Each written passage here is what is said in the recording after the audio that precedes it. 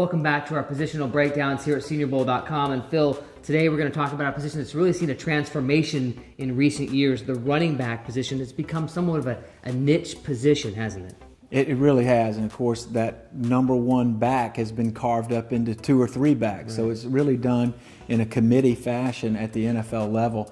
And I thought the group of running backs that we had in our game this year all have the positive attributes to fit one of those roles at the next level. Well, let's start at the top of your list, and it's a guy who was our practice player of the week.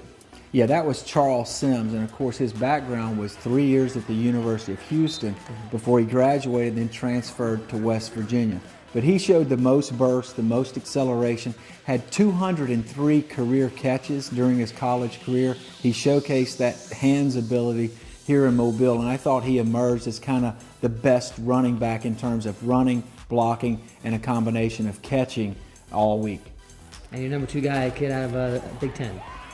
Yeah, James White from Wisconsin. Now, he did not become a starter until his final year at Wisconsin, but incidentally, he rushed for over 4,000 yards in his career.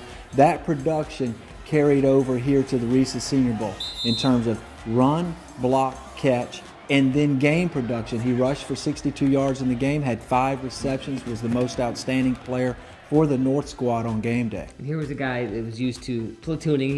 He split the backfield with Melvin Gordon there at Wisconsin. Take me through the rest of your top guys. The rest, number 3 and number 4, based on the practice week, was Lorenzo Taliaferro from Coastal Carolina, JC transfer, backed up as a junior, then his senior year, rushes for over 1,700 yards, Big South Offensive Player of the Year. And here in this particular setting, outstanding in pass protection. He was the biggest back on the field, 231 pounds, excellent in pass pro, caught the ball well out of the backfield. Loved the polish he showed in some of the one-on-one routes. I thought he took a big step forward here. And then the 4th running back that we were going to highlight was Antonio Andrews from Western Kentucky.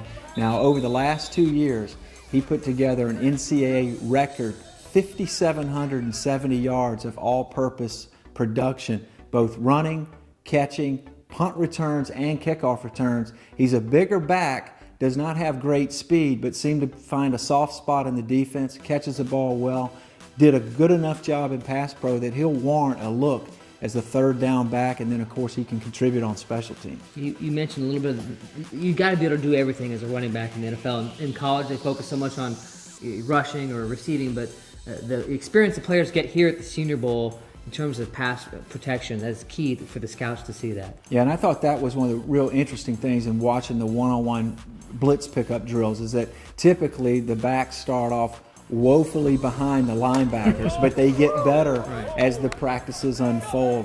And again, Lorenzo Taliaferro, Antonio Andrews, and even James White did a nice job in the protection drills. It seemed as if they improved over the course of the Monday, Tuesday, Wednesday, and even a touch of practice on Thursday. Well, the running back position is certainly, we've seen it go to kind of a more of a 2nd round, 3rd round type of position in terms of the draft. We'll see if some of these guys can go in those early rounds in the NFL draft.